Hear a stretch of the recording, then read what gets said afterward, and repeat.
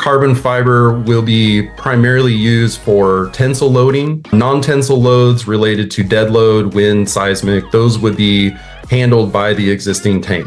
If we're looking for a compliant repair, we're not using carbon fiber for change of service applications or tanks that are reconstructed, those tanks that are moved and then reconstructed at a different area. Tank floors was excluded. There's plenty of standards with steel and the use of a protective liner from API 652 that governs floor repair. Finally, the critical zone is the bottom 12 inches of the tank shell where it meets the tank bottom or floor. So those are going to be excluded for code compliant repairs.